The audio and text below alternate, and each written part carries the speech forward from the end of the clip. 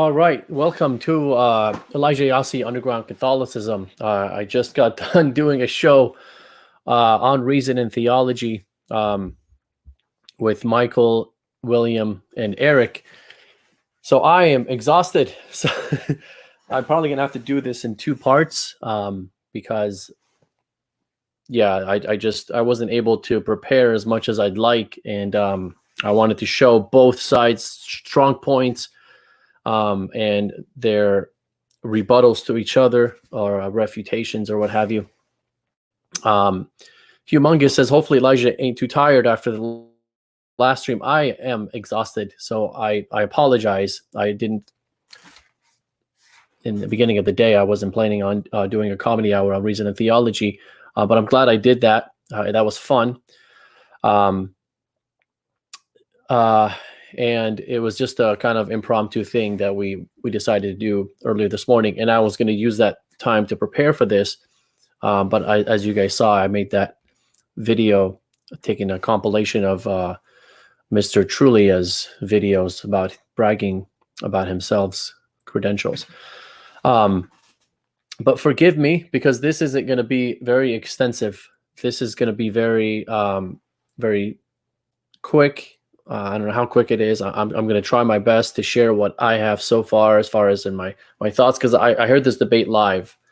So a lot of the thoughts I had, I kind of forgot. So I wanted to listen to it all over again from start to finish, and then take notes and then pinpoint the different points that actually score the two, where Eric gets a score for refuting this and Father Patrick gets a score for refuting that, and then see who came out on top. Now, as far as who won, I'm just going to come out and say it. Of course, who won, it really depends on what side you're in. If you're a Catholic, you're probably going to side with Eric more, and if you're an Eastern Orthodox or even an Oriental Orthodox, or probably even a Protestant, you're going to side with Father Patrick more. And I'm not saying that everyone's like that, but just the majority of us are going to be kind of biased towards our side. And that's why I wanted to do what I wanted to do. What I was planning on doing is just kind of objectively listening and giving a point for Eric, giving a point for Father Patrick, just objectively as a listener. Now, I would say that just from memory, that Eric cited a lot more church fathers and councils, right? He cited a lot more. And so to me, just from what I was hearing and what I remembered, I would say that goes to Eric, right? And also scripturally, Eric cited Matthew 16, which obviously is one of those, the Peter syndrome is what it's called. But it's not really the Peter syndrome if you're showing the church fathers that shared in your interpretation of that, which is what I think Eric successfully did. So it's not just, hey, I'm going to quote this, and here's what I think it says, or here's what I believe it's saying. It's Eric quoting scripture, and then the fathers that he quotes is showing that the scripture he quotes is the foundation for what he believes and what the Catholic Church believes, and the fathers are building on the interpretation that we believe is to be the right one. Now, obviously, there isn't just one interpretation of Matthew 16, but I'm just talking about in this context of the debate. It was a strong point for Eric to come out and share the fathers on the prerogatives of Rome, and it fits with what the old Roman popes, Eastern Orthodox saints, these are Eastern Orthodox saints, they took Matthew 16 and they interpreted it the way that we do today, as far as at least one level of it, that level that we're criticized, right? I'm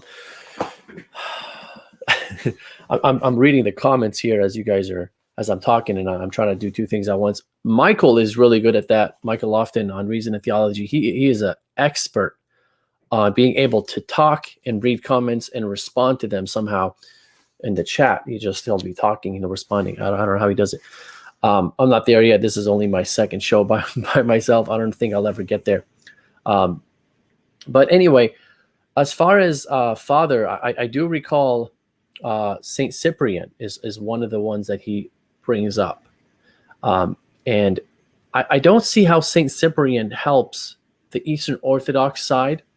So, and the reason why I say that is because the Eastern Orthodox, they don't follow the ecclesiology of Saint Cyprian. They don't.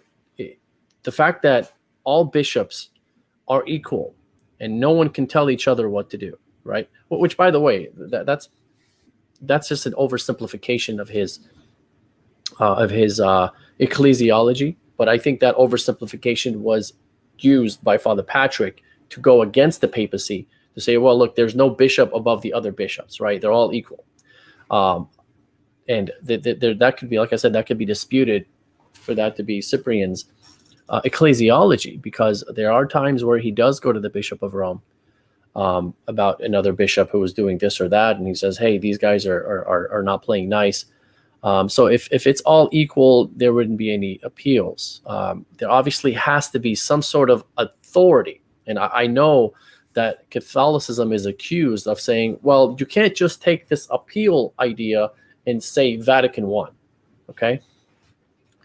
But it's not the fact that we're taking the appeal idea and saying Vatican I. It's the reason behind why Rome was appealed to, as far as the fathers go, right? So if you look at Sardica, which Erick brings up in the debate, which was a strong point, because Sardica gives Rome prerogatives based on the Petrine promise of Christ to Peter, right? So that's a strong point.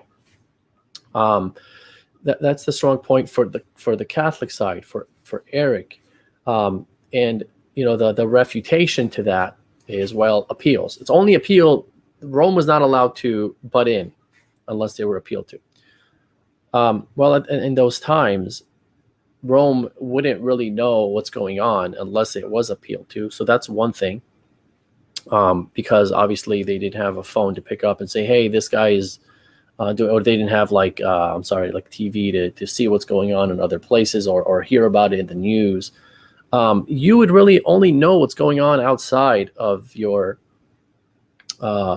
territory based on what somebody appeals to you, ordinarily speaking. So, as an example, when Nestorius was teaching about, Mother of Christ rather than Mother of God, and he was against this idea of Mother of God and supposedly teaching two persons of Christ and all that stuff that he was accused of, St. Cyril, what did he do? He went to Rome. Now, one can say, well, he appealed to Rome. I would say that he did not appeal to Rome in the same way that Sardica is saying you can do that, because he wasn't going to Pope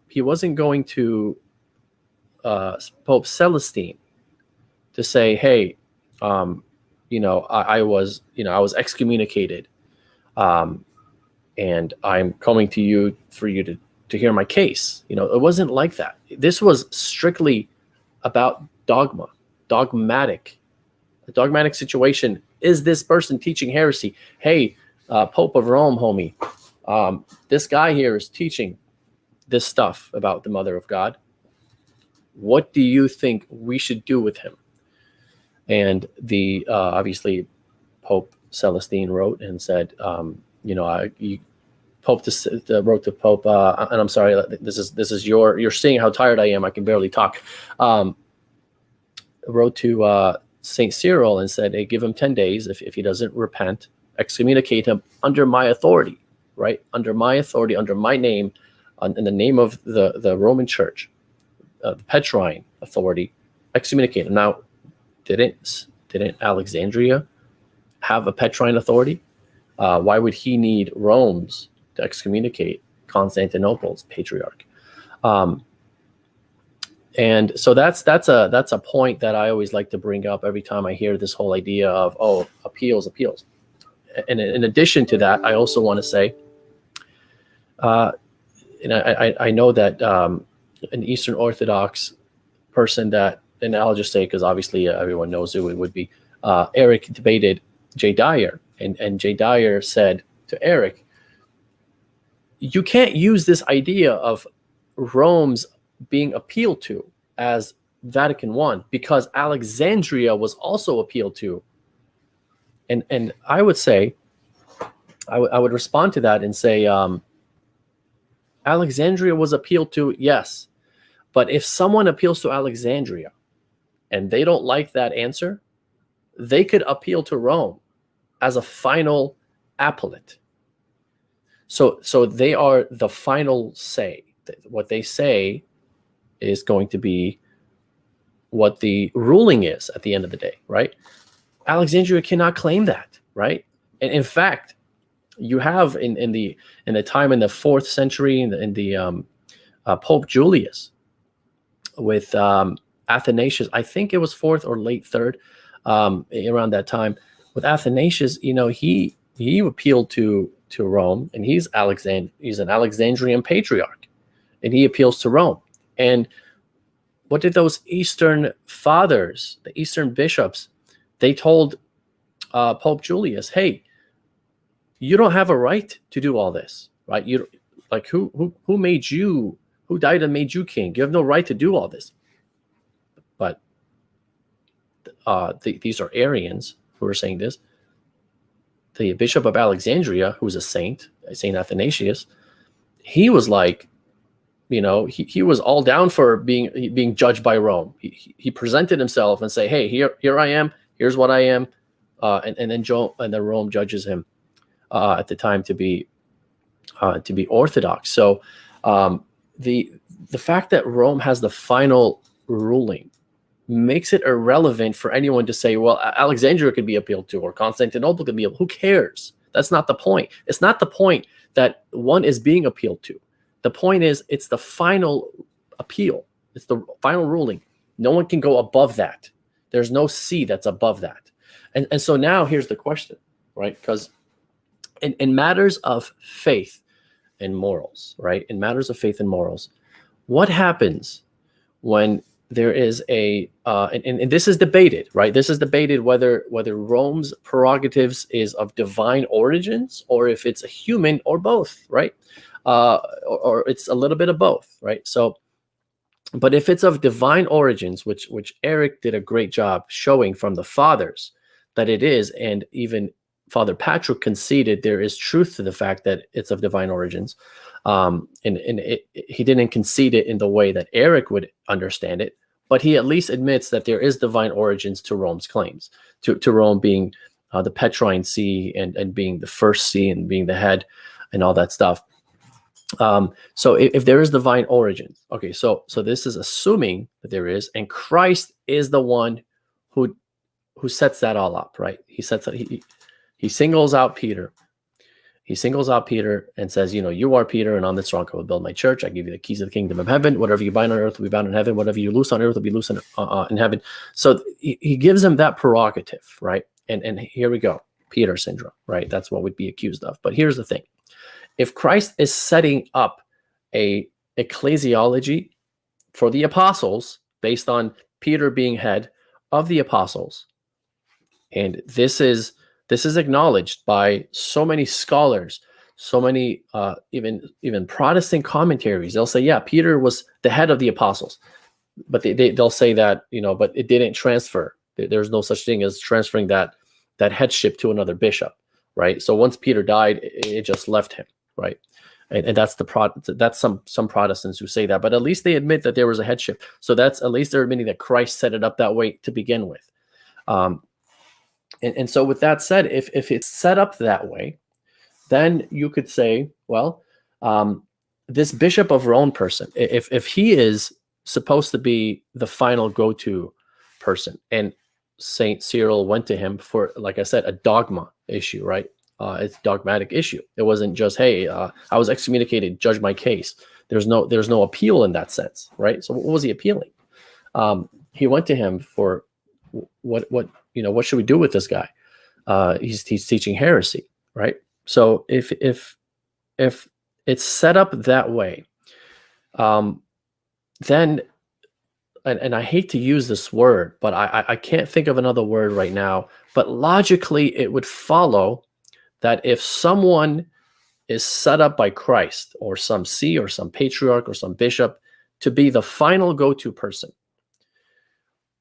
If Christ does not give that person a gift of infallibility, he is leading or risking putting our faith into this one person who is not infallible or doesn't have the gift of infallibility, right? So if he doesn't have that gift of infallibility, well, what happens? He could lead the whole church into error because Sardica, based on Sardica, there is an appeal that's set up for Rome, where it's a final appellate based on Petrine prerogatives, right? So if we go to Rome and Rome gets it wrong, now obviously Rome can get it wrong in the sense of judging a person's orthodoxy or heresy, right? So we don't believe that Rome is infallible in the sense. So, for example, if Rome at the end of after all the things I talked about Athanasius, at the end there's dispute whether whether the Bishop of Rome kind of distance himself from Athanasius or not. See, that's not the infallibility. So he could be wrong there.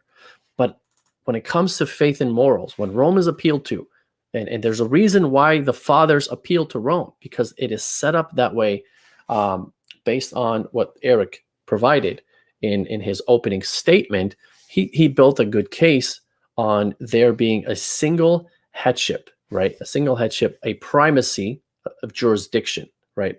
And again, we have to. I'm distinguishing between jurisdiction and infallibility. Those are two different things. Which again, J. Dyer in their debate, Erick, Ybarra, and J. Dyer, he didn't understand that there are two different things here when it comes to Vatican I. I mean, he knows that there is the universal jurisdiction and papal infallibility, but they're not the same things, and they're not built on the same things, because papal infallibility, it is what it is. It is infallible. So you cannot have a Pope of Rome binding the whole church to something that is an error or something that is heterodox. It has to be orthodox, right, for him to bind the whole church to. Then you have the papal universal jurisdiction. That is something that Rome can be wrong about, right? So if Rome judges the Patriarch of Constantinople to be a heretic, based on the information they've received, based on what they've heard, and they judge him, that judgment could be wrong. And it has been wrong before. Rome has never been infallible or claimed to be infallible in judging patriarchs or bishops or people's characters or their orthodoxy. When the fathers talk about Rome not having any taint or error, and Erick showed that as well in his opening statement, they are talking about in terms of teachings of the faith, right? And so that's one thing I wanted to share there. And I just wanted to say, as far as the debate goes, Father Patrick and Erick, I if I had a hat on, I'd take it off. I take my hat off to them because it was very respectful. I don't recall any time any of them were heated against each other. They respect each other. Father Patrick is part of the Reason and Theology team, so he's one of our own, and so we respect him, and he respects us. And he is in a. I got this little pop up here. Let me just get rid of this. He is in a.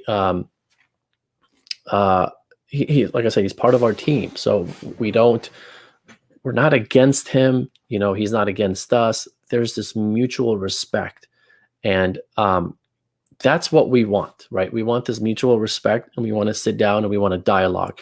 And because I can tell you this, I'm willing to learn from Eastern Orthodox. Erick is willing to learn. I think Michael and William are also willing to learn from, because we can all learn from each other. And so that's my favorite part about the whole debate, is the example that the two gentlemen, they set an example for all debates to be done this way. And that's huge, because we're dealing with a grown man here, right? We're not dealing with children. We're not dealing with junior high females, right? We're dealing with a grown person who has to be respected in what he's done, in the works that he's done. He's written I believe it was a dissertation on this very topic. So when people say, "Oh, why doesn't Erick debate?" It would be Petrus. Well, what qualifies that guy to debate Erick above Father Patrick, right? Father Patrick is a priest, and Father Patrick is a actual scholar in this area, because he has his either his master's or doctorate. I can't remember. I think it's his doctorate, but he has credentials in this very topic, right? So we're not dealing with a nobody. We're not just dealing with just any Eastern Orthodox priest. So I'm very glad that they did this, and I'm looking forward to them doing the follow-up review on Reason and Theology. I'm not going to tell you when it is, because I don't want to give the wrong date. I didn't look it up. So if you go on reasonandtheology.com, you can look up the show calendar, and it should be there. Or just subscribe to Reason and Theology. You'll get the notifications. But I would imagine everyone here that's listening knows about Reason and Theology, and they've subscribed to it. But in any sense, I do want to play a clip here. And this is from Father Patrick, what he says here, and I'm just going to go ahead and play it. The case what I'd make is that Rome is the symbol of the Petrine See. Rome is a symbol of the singularity of the Petrine See. And so most of the time, and as a leader of that, it is the one that is named as carrying the Petrine principle. It is a name as the one that's carrying the rock. It is the one singled out as being the authority of St. Peter. Now, what we must not do is read that to exclude the same authority existing in Alexandria and Antioch. And I could even say in Constantinople, which I'll come to in a minute. All right. So he says, Rome is the head, but it's just a symbol of the headship, right? It's a symbol. And that same authority that Rome is given can be given to Alexandria and Antioch and also Constantinople. And this is something that Erick addressed, because Father quotes, if I recall, I don't know if it was following this or I don't know, sometime later, but he quotes Pope Gregory the Great to prove his case, which if I was Eastern Orthodox, I'd probably do the same thing. If I was Eastern Orthodox, I would probably claim Pope Gregory the Great's famous letter showing that there are 3 Petrine Sees, and all 3 are one. Okay. Erick, and I have the clip. I do want to play, and forgive me here. I have all these little notes here, so I have to go to the actual time, which is 56 minutes here. So I'm going to play that, and I don't want to misrepresent what Erick is saying, so I'm going to go ahead and play that from Erick's side. St. Gregory the Great said. St. Gregory the Great is teaching that if there is one bishop of the globe, then everyone else there can't be another bishop. That seems logically required, but that's not what Gregory still taught, that all the churches were subject to the Apostolic See according to the principle of dispute. So whenever, he's famous for saying this, when all things are at peace, everyone is an equal. Every bishop is an equal brother. But whenever there is a dispute that arises, there is not a single church under the sun that is not subject to the Apostolic See. And that's a very important point, because where we fail sometimes is where we look at everything in a vacuum. We don't make distinctions. We don't make distinctions between ordinarily speaking, sure, you have 3 C's that are one, of course, because they all agree with each other. They are one. But what happens when there are disputes? And here is the point that I want to make today. The main point that I want to make is when you have disputes, what do the fathers what did the fathers say? What are we supposed to do when heresies arise, when there are wars between the churches, between sides, not physical wars, but sometimes that's possible. But I'm talking about spiritual wars between two sides. One is saying this and one is saying that, A versus B.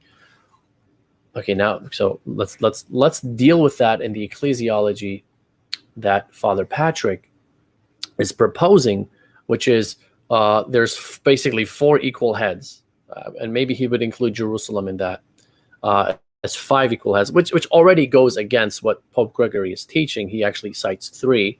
So if you're going to throw in Constantinople into that, even though I think that with Father Patrick, he would probably say that Constantinople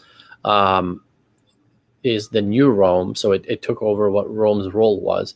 So now it's the head in the same way that the Bishop of Rome had it. If you're going to do that, right, how does that work? Who's the head here, right? Who's the head? And you might say, oh, we need to hold a council. That's what it means. We need to hold a council, and there has to be this emperor who calls the council, and everyone has to vote, and the majority of votes wins the case, right? Wins the side. Okay. And that's possible. That's happened in history. Of course, that's possible, and that is one way to do things. But I can go through it, and I'm going to do this in a part 2. I can go through father after father after father. Church fathers just talking about this single headship. For what purpose? And the purpose that they give is why I think the Catholic ecclesiology is the right one. So you have Augustine, you have Jerome, you have Optatus, you have all the Roman popes, the old Roman popes. You even have Eastern fathers who teach this. They'll say things like you have the apostles who are equal in power, equal in dignity. They'll say things like that. But then they'll say, well, there is one who is set out as head of them all. But why? Why do they say that? And then they continue and they'll say, so that schisms may not arise. So that schisms may not arise. Okay? And that to me is the strongest point for the Catholic Church, and the weakest point for the Eastern Orthodox point. And I'm going to share the strong point for the Eastern Orthodox Church in just a second here. But in the Catholic Church, the strong point is that the fathers saw Peter as head for the purpose of there not being schisms, for us to not have schisms. Now you would say, well, what? Wait 1 second. We've had so many schisms in the Catholic Church. How could we possibly pretend to think that this papacy idea is actually keeping everyone united as one? Christ prayed that they may be one as you and I, Father, are one. Christ's prayer is perfectly efficacious. It cannot fail. So you have the papacy carrying that out, and I'll share with you why I think that the church has always been one. There's a difference between the church being split into 2, and now you have 2 churches, which is what a lot of people think is happening with Rome and with Catholic Church and Eastern Orthodox. Now you have 2 churches. That's not what it is, right? You don't have 2 churches. You have one. You do have 2 churches, but what I mean is you have one true church. One of them is the true church. It's either the Catholic Church, the Orthodox Church, Eastern Orthodox, Oriental Orthodox, Assyrian Church of the East, or some Protestant denomination. One of those is the true church. And so how do I think that the papacy is carrying on this efficaciousness of this prayer of Christ of there being one church? Because the church is set up to wherever this Pope of Rome is, the Bishop of Rome is, there is the church. That's how it was set up for us to know where the church is, right? And so if somebody who's a patriarch of Constantinople splits from Rome, now the church is not 2, it's just now smaller. Now the church is minus the patriarch and whoever his followers are, they left the church. but you still have one church under the Bishop of Rome. It's still one church. The Catholic Church will always be one church and has always been one church. It has never been two churches. There's always been one true church. That's it. Okay, so you cannot say there are two churches out there or three churches out there. And if you can say that all you want, but only one of those are the true church. And so how do you test which one it is if you're an Eastern Orthodox, right? Where do you go? Alexandria and Antioch split. What happens? What do? You don't have this single headship that can break this this schism and say, okay, wherever this Pope of Rome guy sides with, that's where the truth is. And that's where papal infallibility comes in. And that's the whole idea behind papal infallibility, even the way the fathers would argue for it, right? This idea of, well, we have a, two sides arguing, and Rome is appealed to, and Rome says, that side is correct, that side is wrong. And so that now the true church is Rome with the side that it picks, right? So, and if God sets it up that way, if we as Catholics believe that God sets it up that way, then if he doesn't give the Pope a gift of papal infallibility, then he is risking our faith being put into this man who doesn't have any sort of infallibility when it comes to dogmas, right? And so now what happens? Now you don't have a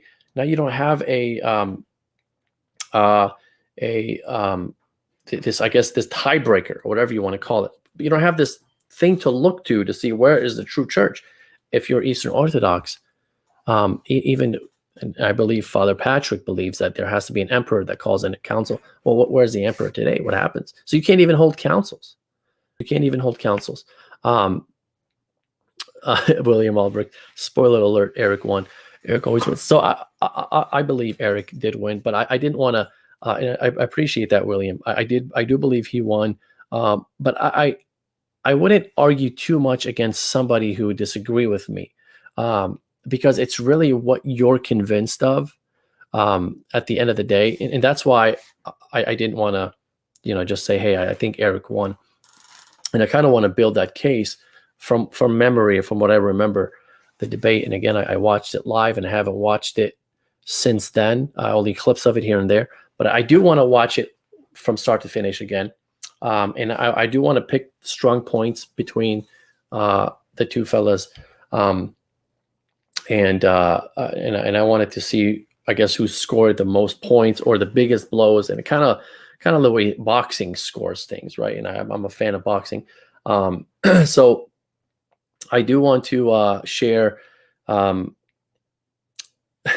United Nations. I do want to share the a clip by Father, which I think was his strongest point, which is on the fact that the infallibility of Rome, or the prerogatives of Rome, has to do with the see of Rome and not the person of Rome, right? So that's 54:30. So that's pretty good place to start it here. So I'm going to go ahead and play that. Exactly as Chalcedon said, it's the same problems, same things. Yes, the bishops went in a line coming from Peter, but the inheritance was because it was the same city. The primacy belongs to the city of Rome, not to the bishop as person, not to the Pope as person. It belongs to the throne. It belongs to the city. Whoever sits on the throne has the authority. And New Rome had the same throne because it was the same city. It was Rome. And therefore, its bishops exercised the same authority. That's why it never displaced Alexandria and Antioch second and third, because it was first. It was also first with Rome. It was only second in regards to old Rome, to preserve the traditions of the church, the old order. Okay, so that strongest point in the debate, arm wrestling match. I'd have my money on Erick, obviously. poor Father. I would say that was Father's strongest point, and the reason why I say that is because you can actually go into history in the case of Pope Vigilius, and you can see what Father is saying has some truth, I guess, to it in the sense of the debate goes, right? Not that that's what the Catholic Church teaches. I'm not saying truth in that sense, but it has some sort of like precedence is the word, right? Precedence in the Fifth Council of the Fifth Ecumenical Council. Was the Second Council of Constantinople. You have Pope Vigilius in a very puzzling statement written by, I believe it was the Western Fathers, and they say something, and I apologize if I got this wrong, but if my memory serves me correctly, that they're excommunicating or breaking communion with Pope Vigilius, but they are remaining in communion with Rome. And I'll have to check to see if that's what it was, but it was something along those lines, right? And so right there, that's a strong point the Father makes, because as you know, with Vatican I, it's, like, for example, if, God forbid, one day Pope Francis wants to decree an ex cathedra, which he himself has said that he would never do. But if he does, it's not just because it's the See of Rome. It's that the person who is saying it matters, right? Because he is holding that chair. He's sitting on that chair, the chair of Peter. He's sitting on it. So that person who is proclaiming it matters, right? And so that's a strong point the Father makes. And I'd be interested to see Erick's, and I would anticipate he has some sort of response to this. I don't recall if he did respond to it in the debate, but that would be interesting to hear Erick's thoughts on that. And so that was, to me, probably the biggest haymaker from Father Patrick's side, right?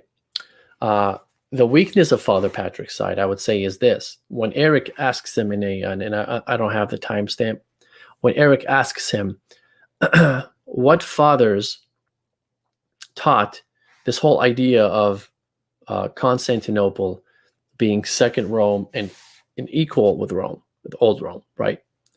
And Father quotes the canons, Canon 3 of Constantinople and Canon 28 of Chalcedon, right? He quotes those canons, and I don't know, there are other ones that I can't remember if he quotes more, to say that there's proof, But here's the thing: that would be like Erick being asked, well, how do you know that your side is correct? What can you reference? And he says, I reference Matthew 16. That's how I know. Well, that's left to interpretation, right? So I think that was a weak point, and I think that because he couldn't really reference any fathers who interpret Canon 3 of Constantinople 1 and Canon 28 of Chalcedon, the fact that he didn't reference any fathers, and maybe Father Patrick knows some fathers, but he didn't do it in the debate, that was a huge blow, and that was a haymaker for Erick's side, because you can't just claim something according to what you think is right, or according to your interpretation, right? So you have to claim it and then back it up and say, well, I believe Constantinople 1 and Chalcedon teaches what I'm saying. What I'm saying is true because this father and that father interpreted that way. In fact, Erick, I believe, if I recall correctly again, he actually references a father, I think it was a father, that interprets one of those canons not in the way that Father Patrick would interpret it. Okay, so already you have a problem there. So you need to show, first you need to lay a foundation, and of course your foundations can be canons of the church. That's a strong foundation. But now you have to build on that foundation by showing fathers that agreed with you on it. You're begging the question. I can't sit here and say at Matthew 16, therefore papacy. That kind of argument drives me crazy, and Catholics should not be doing that. What's it called? And so that's what I would say about that as far as strong point and weak point by Father Patrick. And I guess the weak point would be a strong point for Erick's side. Going back to this whole headship in Alexandria Antioch and Constantinople, I guess, sharing in some way Rome's prerogatives or Rome's headship, right? I want to make a comment because in the Catholic Church, as Catholics, we're accused of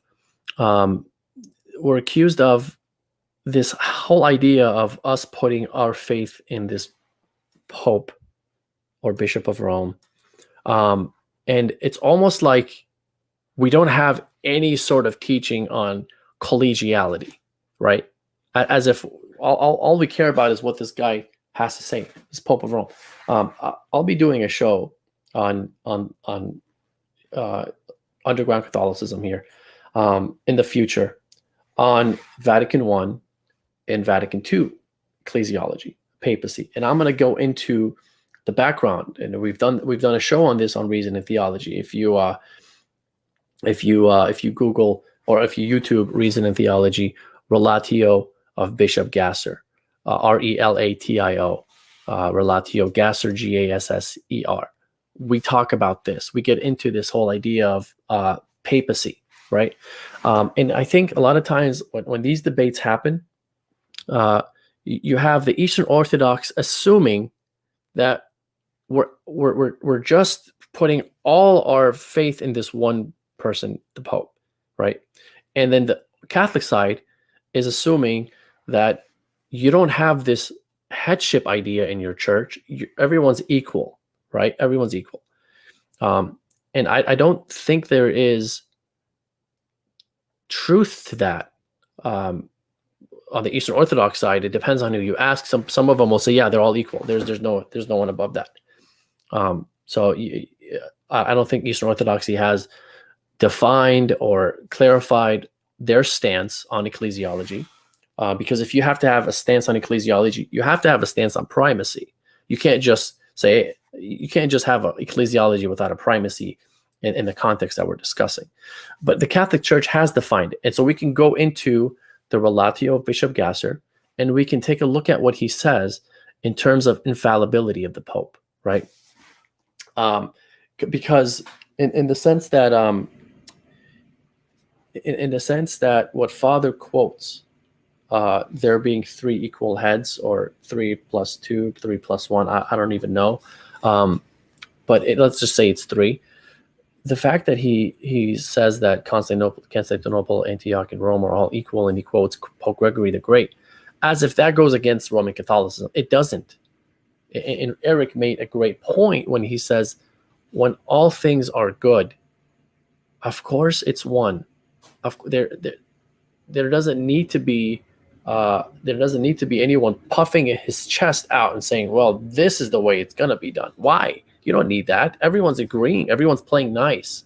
There isn't an issue when it comes to everyone agreeing. So yes, they are one. We would all agree with Pope Gregory. And of course, Pope Gregory's point is that if you set up a bishop above the bishops, other bishops, then he usurps all the power of the local bishops to himself.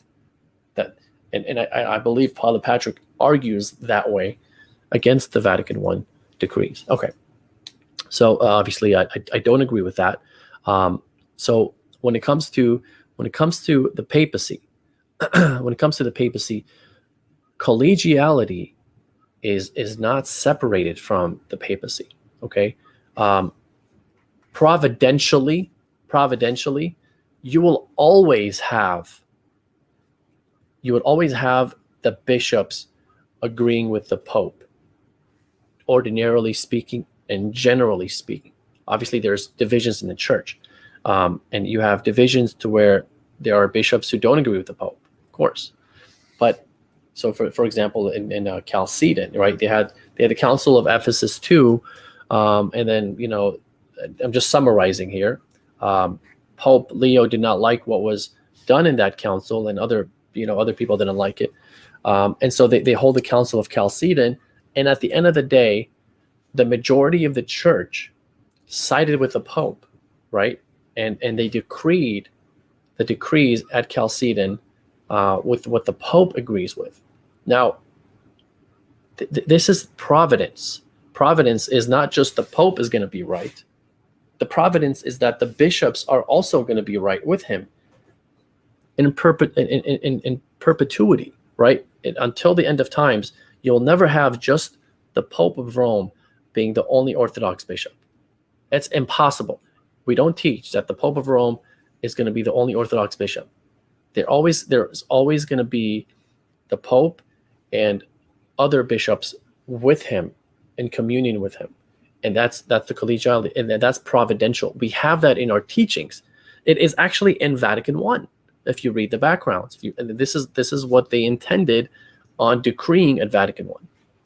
So it's there, and we'll go through that in detail. We'll read the Relatio, and we'll dissect it, and you'll see how much of a communion there is between the Pope and the bishops when the Pope decrees something, because it literally says things like the Holy Spirit leads the Pope into the right answer, and it leads the faithful and the bishops into that same answer, right? So it's not just the Pope that matters at the end of the day.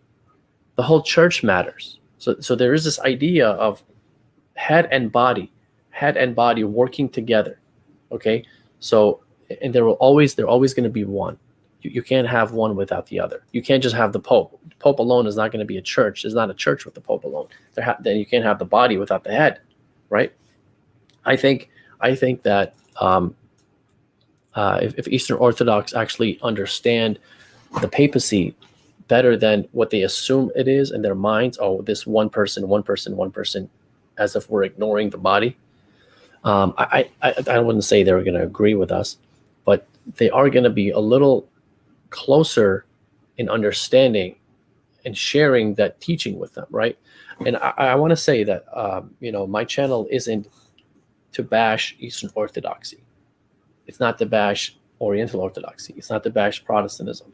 My channel, the purpose is to defend the church. And so I want to defend the church in what we believe, right? And then sometimes I'll use Eastern Orthodoxy to show, hey, we're not just making this stuff up. This has been consistently the teaching of the church from both East and West, right? But in Eastern Orthodoxy, I'm not trying to bash it or put it down. That's not my purpose. In fact, a lot of the stuff I believe are that we have disagreements on. And when I look at them, I'm like, I don't see that many disagreements. We like to focus on disagreements, but I don't see that many disagreements when you get in when you speak generally, right? It becomes disagreements when you go into the very, very, very, very details of things. Like you have to go really deep into the details, and then you start seeing some differences. But even then, it's a difference in emphasis more likely than a difference in actual teaching. I'll give you one example. I know this is a little bit off topic, but obviously there's the example of the Immaculate Conception and original sin, which we're doing a series on. If you watch the first show I did on here, and I'm doing a part two. Part two is going to be all original sin. It's going to be all original sin in both East and West Fathers, and I want to show that what original sin is and where that idea comes from. But as an example of misunderstanding each other, you look at the filioque. As Catholics, we teach that the Father is the only source for the Spirit. He's the sole source for the Spirit, right? So when you read the Fathers, they say the Spirit proceeds from the Father, right? As a Catholic, I can understand that in an Orthodox way, because we have a teaching, and this goes to Florence, right? This goes to Augustine. This goes to the Latin Fathers, that the source of the Spirit is the Father alone, not the Son. It's the Father alone, right? But in the sense that the way Eastern Orthodox assume when we say the Father and the Son, they're assuming we think, and I'm not saying all of them. I'm not talking about the learned people, the scholars. I'm talking about the internet heads, right? The internet Orthodox and Catholic sides. When we're arguing on Facebook or when we're talking and dialoguing, they haven't had that understanding of what the Catholic side is, and they're just assuming because we say Father and Son, the Spirit proceeds from Father and Son, that we would say that the source of the Spirit is the Father and Son. We don't teach that, right? And so, and as soon as you make that leap into understanding at least that much, you're like, okay, well, we agree on this, and that's a huge thing to agree on. Now let's go on to the next step and see what we disagree on, because I'm sure there's going to be some ways that we use words in the Latin and some ways that Eastern Orthodox use words in the Greek that aren't going to be the same, right? That aren't going to be the same meanings, and we're talking to each other as if they have the same meaning, and so we're talking past each other, right? And again, I'm not saying that we agree on the Filioque. There are differences that are important that we need to hash out, of course. And Humongous brings up a good point here. He says, Florence couldn't be more clear about a single spiration. Absolutely. It couldn't be more clear that, and here's the way I explain the Filioque, right? So say this is the Father, and this is the Son, right? And then you have the Holy Spirit coming from the Father as a source, right? So the Holy Spirit is coming only from the Father as a source. But because the Father and the Son are perfectly one, and whatever the Son has, the Father has, whatever the Father has, the Son has, they're perfectly one, right? So even though the Spirit is coming from the Father, it's coming from this, I guess, hand, but it's also coming from this hand, because it's coming as they are one. The Spirit is proceeding from the Father, but then you could say it's proceeding from the Father and the Son, because they're both there, right?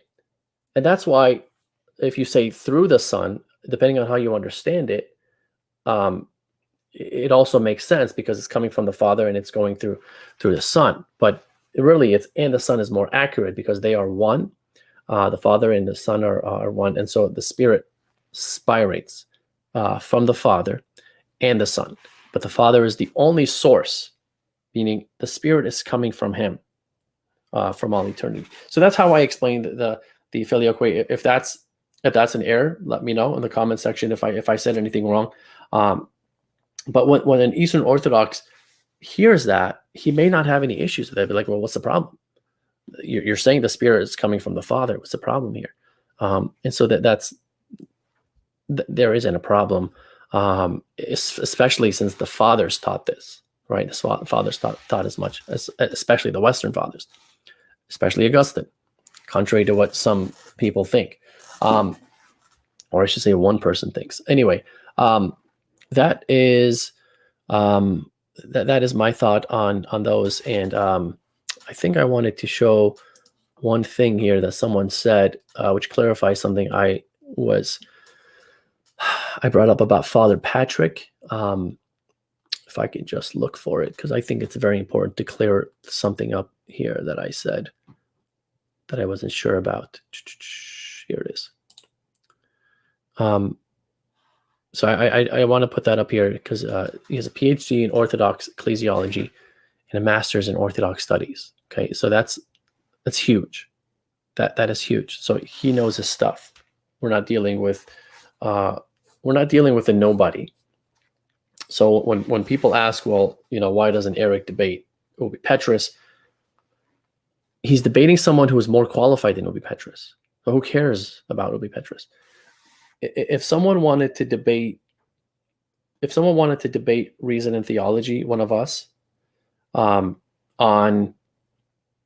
the papacy, I wouldn't be the one to step up and say, hey, I'll do it, because I'm not the best representative of that. I'm not going to be the one that builds the best case, right? That's Erick. Erick's going to be the one to do that better, because that's his topic, right? If you want to debate the Marian stuff, right, that's going to be more William and I. Like I'm very big on Immaculate Conception, as you guys know. William is big on Immaculate Conception. He's big on the perpetual virginity. We both like to look into the Assumption and stuff like that. So we both have our strengths, but William has more strengths than I do in some things. Erick has more strength than I do in some things, and so you're gonna want the best of the best, right? And Erick, I think, went with Father Patrick. Well, Father Patrick is the one that agreed to do a debate because Erick went to a lot of other Eastern Orthodox clergy and scholars and even lay people, internet heads, that all declined, and Father Patrick said yes. So I applaud him and I commend him for that. And I have very much a lot of respect for Father Patrick. He is very humble person, very nice. I have nothing bad to say about him, right? I love listening to him talk, as a lot of you would agree and commented on that debate. But at the end of the day, who is more qualified? I think Father is, and I think this is really the best that Erick could find to debate somebody. And I'm not saying the best as in like that's a poor thing, like as if he wasn't good. He was great. And Father Patrick held his own. He did a good job. He was respectful. He made strong points. And this wasn't a knockout win by anybody. This was a split decision. If anybody won it, this was a split decision. And it wasn't a very sexy debate, right? Which I like. I like it that way because I don't like these debates where they're attacking each other and then you have like you can take a clip of it and it'll get a lot of views because somebody's attacking another person. So I think that it was a good debate. At the end of the day, I would edge it to Erick.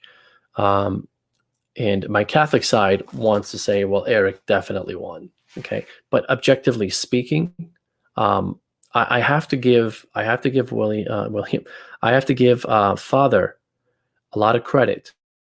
A lot of credit. And I also want to address one thing is if you look at the debate on Pence with Aquinas, Matt Fradd, right? If you look at his YouTube page, you go under discussion, you'll see a poll of who do you think won the debate, Father Patrick or Erick, and you can vote. The majority of votes went to Father Patrick. And I'll say this. The reason why that is because the Eastern Orthodox blogosphere heads are telling their people to go vote for Father Patrick's win. Okay. And we don't play those games. We don't play the. We have in Reason and Theology we have over 8,000 subscribers. We could have easily just said to everyone, "Hey, make sure you go vote," even though we're not saying who to vote for. We're saying make sure you go vote. And I think the majority of the viewers would vote for Erick because the majority of our viewers are probably Catholic, even though we have a variety of listeners. But the majority of them are Catholic, so that would probably balance it out a little bit more.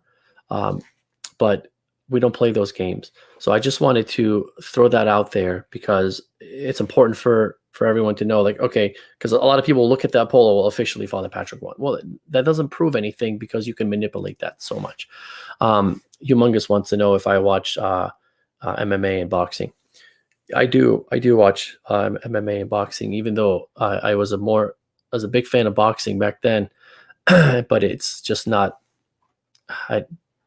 I don't really know who to follow anymore, to be honest with you. I mean, I used to watch it in the 90s and 2000s with Holyfield. I loved Roy Jones. I love Pacquiao, even though I guess he's still not retired. Couldn't stand Mayweather. And I have a love for boxing, but I just don't have it anymore. And as far as MMA, I used to watch it back when Tank Ken Shamrock was fighting, and back then. And now I watch the main events, but I don't really watch it. I don't really watch the little guys. I don't follow it like that much. So I do enjoy watching those main events. Like I watched the McGregor fight. And I saw that he got knocked out, but I would say that McGregor looked good in that fight. if you go back and watch it, he was actually winning the fight, and he just got kicked in the leg too many times, and he wasn't smart about it because he just kept letting it go, and then he just couldn't move anymore, and he just got knocked out. But had he had a defense against not being kicked in the leg like that, I think he would have won the fight because he looked like the superior fighter. His blows were just more sharp.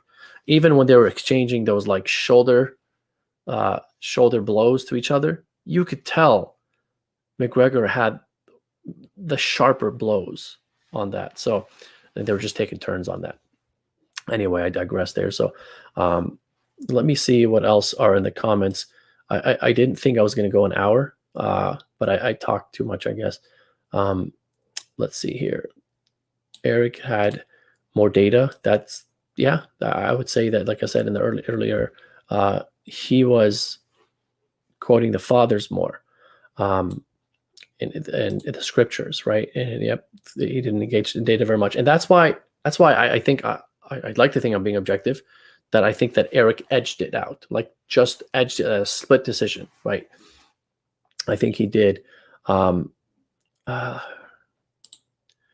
neither Catholic or Orthodox, but let's be honest, Erick Ybarra won this debate. Mango Bango, I appreciate your comment. I just curiosity, if you don't mind, what faith background are you, if any? Erick won the end. No, I guess we need to objectively analyze this. Yeah, I think it'll be fun to do that, and I'm going to do that. But I think I'm going to probably wait until they do their review on reason and theology, just so that there is more context and material to what we're analyzing, right? Because I think it'll be fun to analyze the two shows as a whole and who edged it out and who got the better of the other person as a whole. Did you see that Erick cited a source and claimed that he translated it himself? Yeah, for sure. If anybody doesn't know that's in reference to, go watch the Comedy Hour if you missed that from a Reason and Theology. Father Patrick had good use of history, in my opinion. He definitely did. Father Patrick knows his history. And here's what I want to say. The debates between the Catholics and Orthodox, you can have two sides that both know their history perfectly. They both agree on history perfectly. They'll both agree on the events that happened perfectly. Yes, there was this. Yes, this happened 100%. But at the end, it's about perspective. How are you interpreting that historical event? And how am I interpreting it? And you weigh it and you see which one has the more likely interpretation of what happened. Because what we're really doing is, the frustrating thing about history is you can't wake these people from the dead and ask them, hey, what did you mean by this? Or, hey, why did you do this? Why did you do that?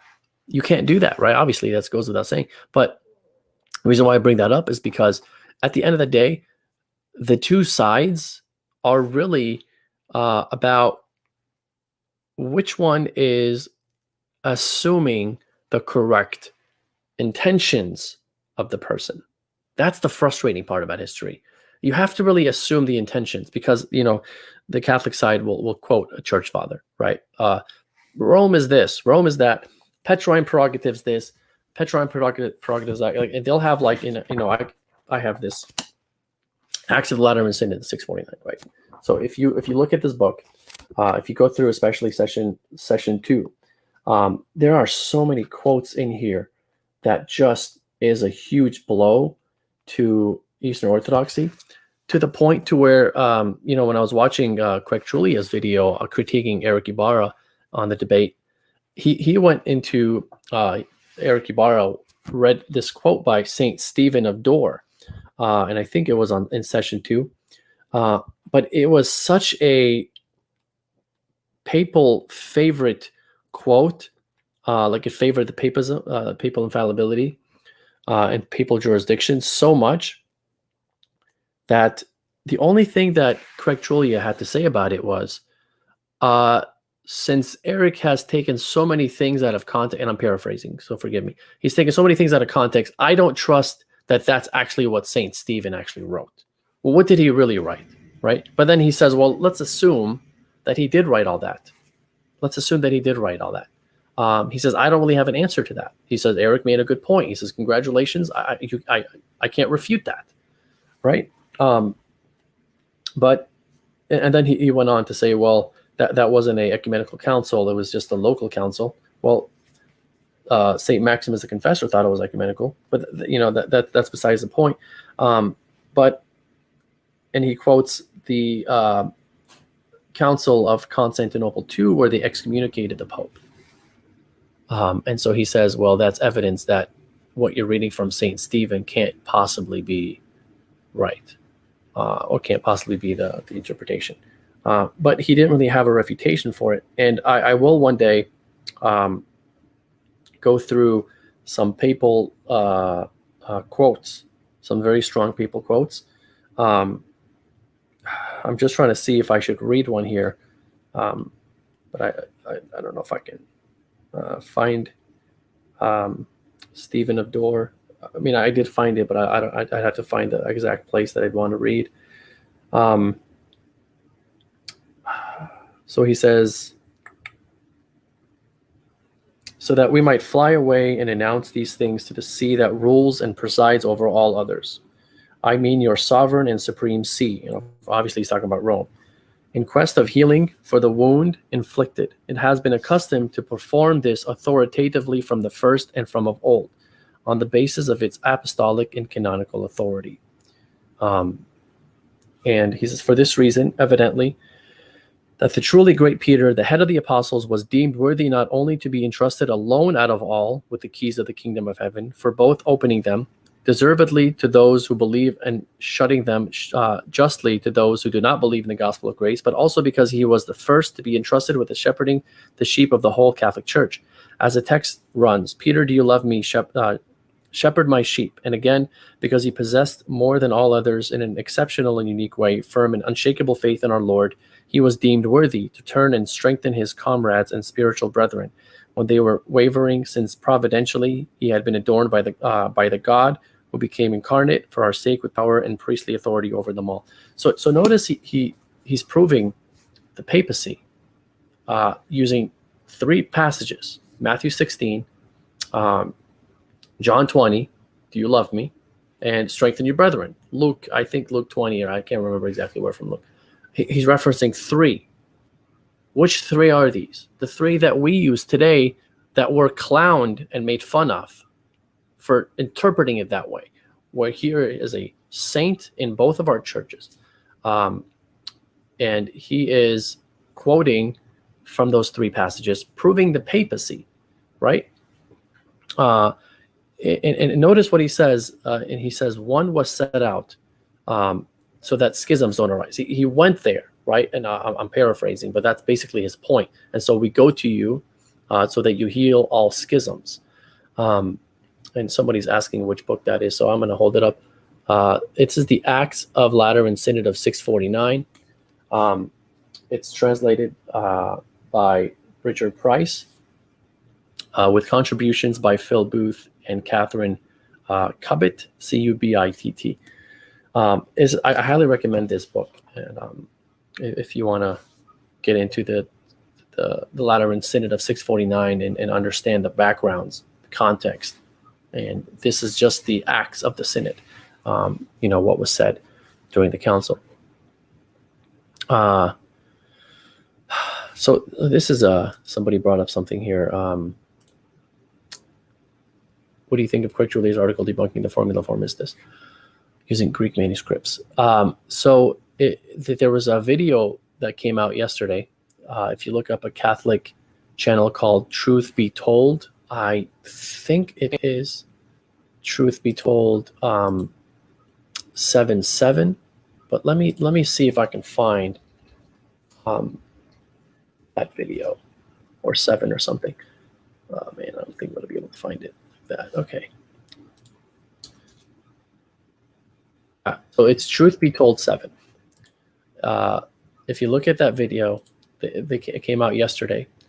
It says the video is called Craig Julia's bogus article on the formula of Hormistis. They completely destroyed his case, right? So I point you to that, because they're going to do a lot better job than that, because they're looking at the actual primary sources, and they're reading the primary sources, and they're providing them to you, and they're reading them to you, and showing that what he's saying is absolutely pathetic and ridiculous for anyone to argue that way, to the point to where even they commented on Craig Chulia's video, the one one of the ones he did yesterday, and Craig Chulia responds back, and at the very bottom of what he responds back, he says he's going to ask a Roman Catholic priest of his to look into this, or look into something to see if he was in error about this, and if he was, he's going to revise his argument or whatever. So yeah, Elijah got the citation in case. Yeah, for sure, right? Yes, exactly.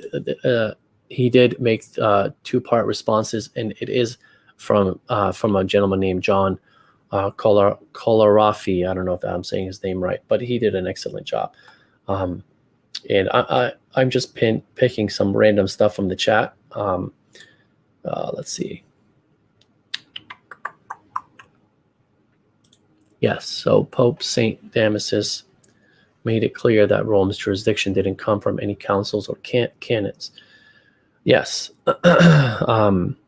he said it was the authority from Peter. You know what's funny is what I read to you here.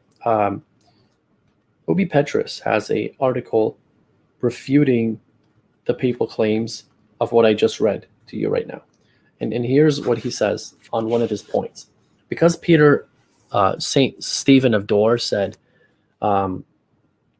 that that it's on the basis that this authority of old Rome,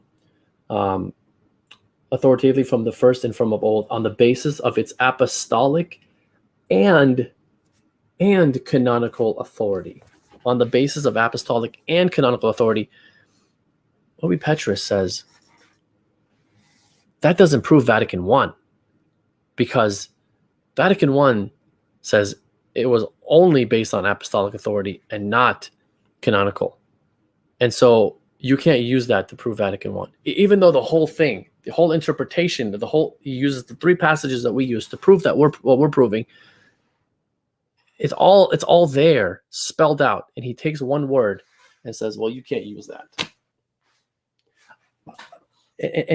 And when people say, why doesn't Erick respond, or why don't we respond to Obi Petrus? And by the way, I am planning on doing that. I am planning on responding on my show, on my channel here, to some of the things he says. And I'll try my best not to mention him by name, just take his arguments. But this one I had to do, because I just want to give an example of, these are the kind of stupid, pathetic, and ridiculous arguments that are on his page. And what it looks like to me is that he looks like, and I'm sure he's an intelligent guy. I'm sure he's an intellectual, very smart person. I'm not saying he's not. But the things that he puts forth as arguments against the papacy, I just read that and I'm just like, I scratch my head and I'm thinking, are you people actually reading his arguments, or are you just intimidated by the size of his blogs? Because it's all empty. They're empty arguments. They're really nothing there. It's nothing new. It's nothing that hasn't been addressed before. If you really dig, you can find things. You can actually dig the fathers in what he's quoting. Like for example, he tries to use Pope Leo as if he's one of their guys in his ecclesiology. I am planning on doing a video on just Pope Leo's ecclesiology and showing what Pope Leo believes versus what Obi Petrus claims Pope Leo believes.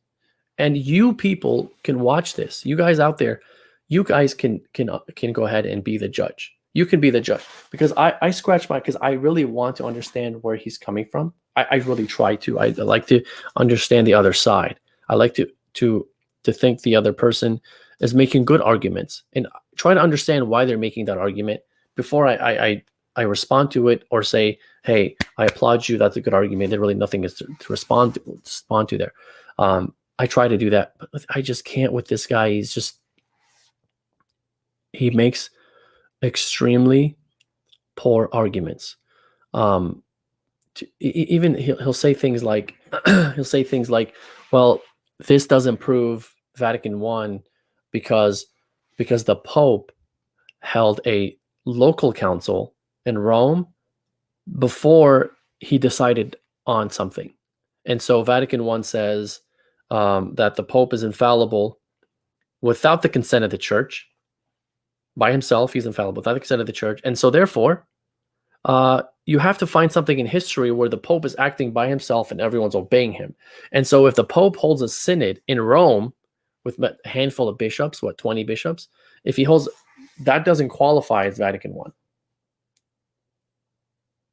I'm sorry. First of all, Vatican I is not against the fact that what the Pope is going to decree is going to go against the church's teaching and what the bishops believe.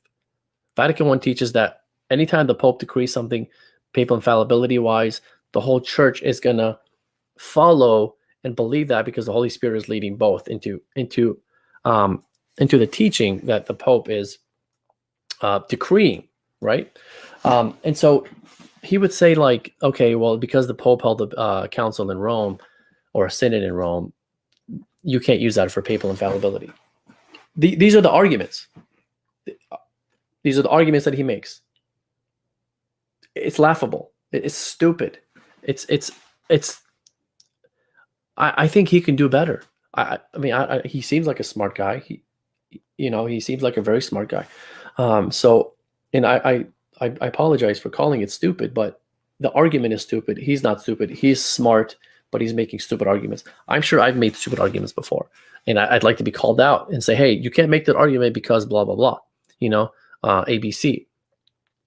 And what's interesting is that he has a video where he goes into the Relatio of Bishop Gasser, which I'm glad he does, because to me, the Eastern Orthodox and Catholics need to read that document and understand what the Catholic is really saying when it comes to papal infallibility. And then we can hash out our differences and what the fathers taught. And so that's why a lot of the stuff that I'll be coming out with is really defending the papacy, defending the Catholic Church, defending the Immaculate Conception, defending our mother, right?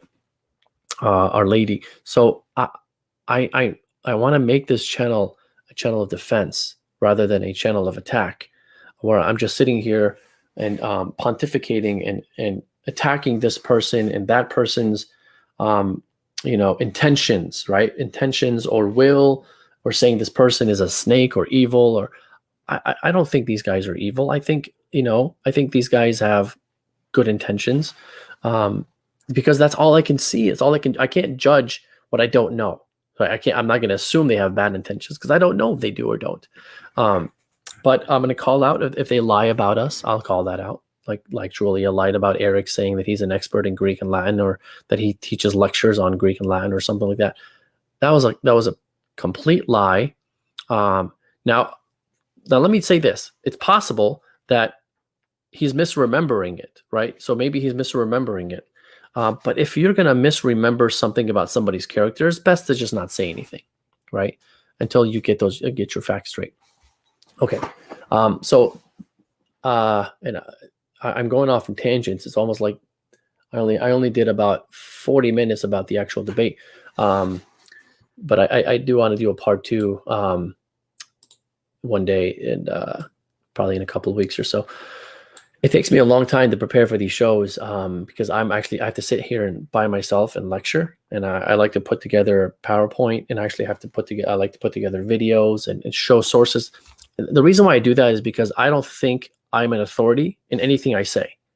Right? I could give my opinion, but I don't think I'm an authority. So I always like to reference, church fathers. Whenever I say something, I'll say, well, this father believed it, this father believed that. Like in the case of the Immaculate Conception and original sin, I showed Saint Simeon, the new theologian. I just gave a taste of that. In part 2, I'm going to go deep into original sin, right? So that's part 2. That's coming up tomorrow. I'm going to go into the original sin from both East and West and how it relates to the Immaculate Conception. Part 3, I'm going to start giving evidence for the Immaculate Conception from Scripture and from the Fathers. And then part 4, I'm going to do a continuation of the evidence because there's just so much. I'm not going to be able to get it all in one show.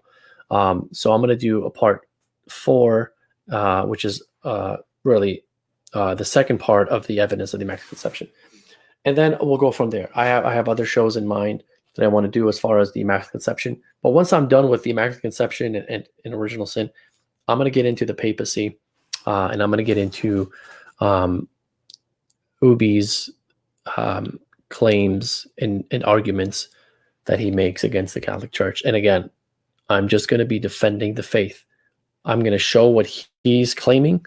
I'm going to show you what we believe. I'm going to show you what he's saying, the fathers are saying, and I'm going to put that father in context. That's all I'm doing, right? Not attacking. I'm just defending our faith. That's all I want to do. I don't want to make this a clown channel. Let me see what else there is here. Yep, the Synod of Jerusalem admitted so many land doctrines. The Orthodox are going to look at it, honestly. Yep, that's true. But in any sense, I think I'm babbling on too much. I don't want to make this just about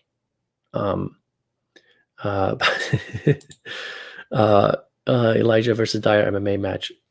You know what's funny? And I actually asked Jay Dyer to debate. I wanted to debate him and Craig Trullia.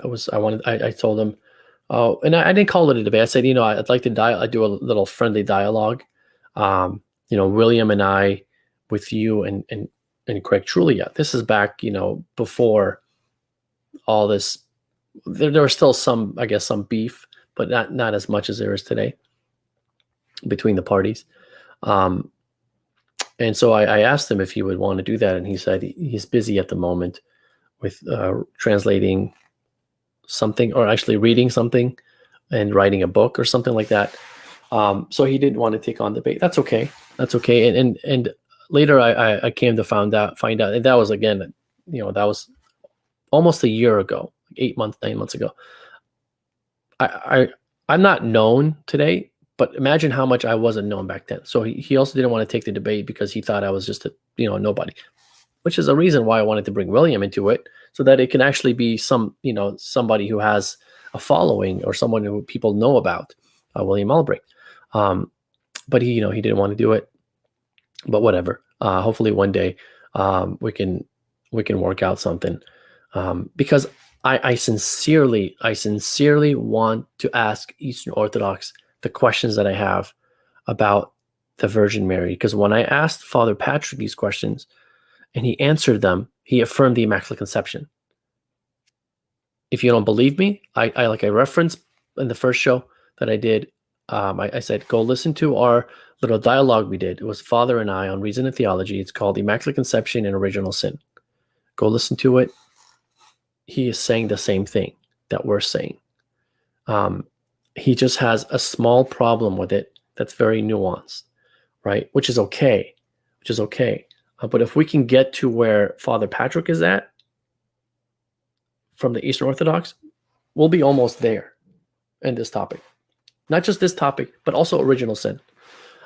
Any sense, I'm going to go ahead and end it. I'm going to go ahead and end the show here. Thank you for watching. Thank you for commenting. And thank you for subscribing. If you could please subscribe to the channel. I'm going to be producing a lot of good content that is defending the faith, that isn't coming from my opinion, my authority. I'd like to just go ahead and do that with Scripture and fathers and the councils and things like that. But God bless everybody, and I hope everybody has a wonderful night.